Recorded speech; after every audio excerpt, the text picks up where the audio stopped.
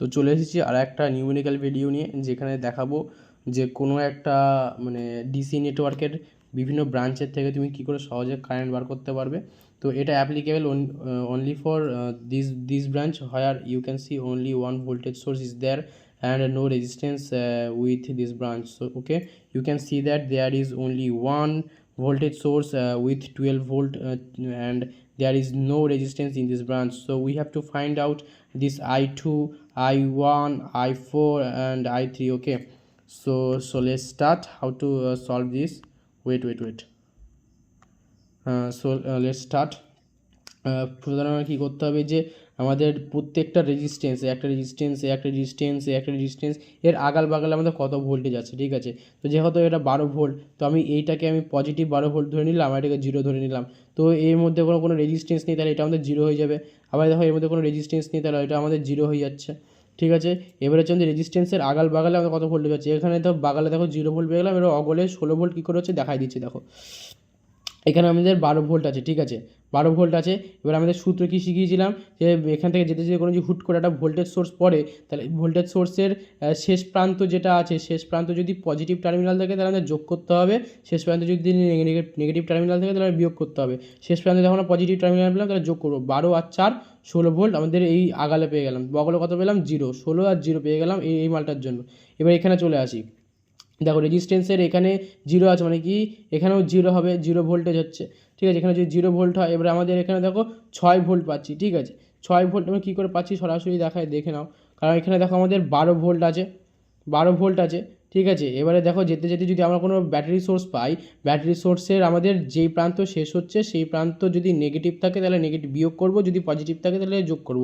12 volt আছে, দেখো শেষ প্রান্তে আমরা ব্যাটারির কী পাচ্ছি নেগেটিভ প্রান্ত পাচ্ছি, তাহলে 12 - 6 করলে আমাদের কত হবে 6 হচ্ছে, তাই 6 ভোল্ট হচ্ছে। তোমরা আবার এটা ভেবো না যে এখানে 6 ভোল্টের নেগেটিভ টার্মিনাল রয়েছে, নেগেটিভ টার্মিনাল মানে 0, পুট করে আবার 0 বসিয়ে দিও না, ঠিক আছে। তার আগে এবার কোনো ভোল্টেজ আছে নাকি সেটা লক্ষ্য করে নেবে, ঠিক আছে। এবারে দেখো আবার দেখিয়ে দিচ্ছি, এবারে এই রেজিস্ট্যান্সের আগাল বাগালের রেজিস্ট্যান্স দেখবো, এর বাগাল রেজিস্ট্যান্স কত আছে বলো। এবার আগাল রেজিস্ট্যান্স আমি -2 কী করে দেখিয়ে দিচ্ছি, দেখো এটাকে আমরা 0 ধরেছি, তাই এই প্রান্তটা আমাদের 0 হয়ে যাচ্ছে। এবার এই প্রান্তকে যদি 0 করতে হয়, ঠিক আছে, তাহলে নিয়ম অনুযায়ী তাহলে এখানে -2 করতে হবে, কারণ কি এখানে তাদের মাইনাস টার্মিনাল রয়েছে, এখানে 0 করে নিলুম, ঠিক আছে।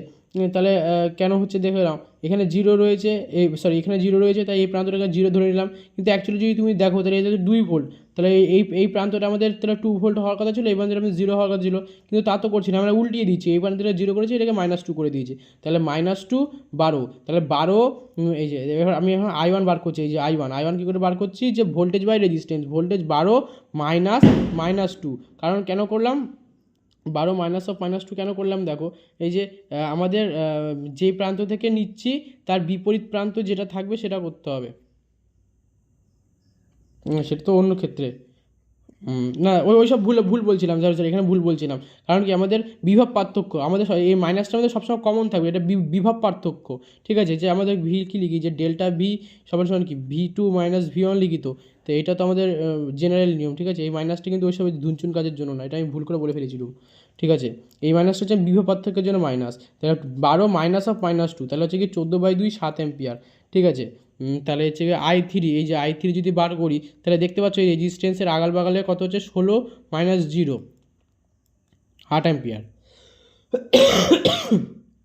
আবার দেখো I4 আছে, I4টা তোমার একই ব্রাঞ্চের মধ্যেই পড়ছে, তাহলে এই রেজিস্ট্যান্সের আগাল বাগাল রেজিস্ট্যান্স দেখবো, এখানে 6 অ্যাম্পিয়ার আছে, এখানে 0 অ্যাম্পিয়ার